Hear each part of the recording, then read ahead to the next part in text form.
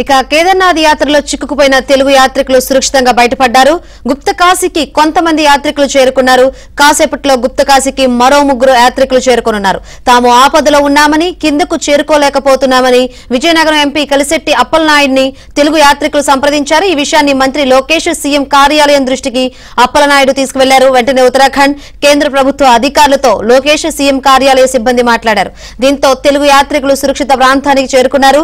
లోకేష్ అప్పలనాయుడు తో పాటు సీఎం కార్యాలయ సిబ్బందికి యాత్రికులు ధన్యవాదాలు తెలిపారు.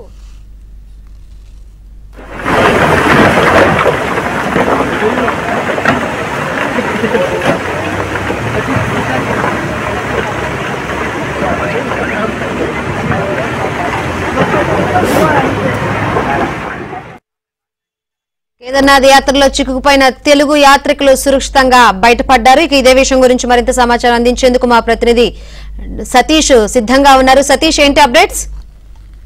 శంకరి, కేదార్నాథ్ యాత్రలో చిక్కుకుపోయిన తెలుగు యాత్రికులు సురక్షితంగా ఉన్నారు. గుప్తకాశీకి చేరుకున్న కొంతమంది యాత్రికులకు ఇప్పటికే ప్రభుత్వం కొంత వసతులు కల్పిస్తుంది. అయితే మరి కాసేపట్లో గుప్తకాశీ చేరుకోనున్న మరో 3 యాత్రికులు ఉన్నారు. అయితే ఆపదలో ఉన్నామని, కిందకు చేరుకోలేకపోతున్నట్టు విజయనగరం ఎంపీ కలిశెట్టి అప్పలనాయుడును పలువురు సంప్రదించిన నేపథ్యంలో వెంటనే స్పందించి అక్కడ ఉన్న అధికారులతో కూడా మాట్లాడడం జరిగింది. ఇదే విషయాన్ని మంత్రి లోకేష్ అదేవిధంగా వారి కార్యాలయం దృష్టికి కూడా ఎంపీ తీసుకెళ్లారు. అయితే ఉత్తరాఖండ్ అదేవిధంగా కేంద్ర ప్రభుత్వం అధికారులతోని లోకేష్ కార్యాలయం మాట్లాడింది. ప్రధానంగా వారికి సంబంధించి అన్ని వసతులు కూడా కల్పిస్తామని, ముఖ్యంగా వారు ఎక్కడైతే ఉన్నారో ఆ ప్రదేశం నుంచి వీలైనంత తొందరగా వేరే ప్రదేశాన్ని కూడా షిఫ్ట్ చేస్తామని కూడా వారు హామీ ఇచ్చినట్టు తెలుస్తుంది. సురక్షిత ప్రాంతానికి యాత్రికులు అయితే ప్రస్తుతానికి చేరుకున్నారు. ఎలాంటి ఇబ్బందులు లేవనే అంశానికి సంబంధించి కూడా కాసేపు క్రితమే కలిశెట్టి అప్పలనాయుడికి కూడా వారి క్షేమ సమాచారాలు అయితే అందించడం జరిగింది. ప్రస్తుతానికి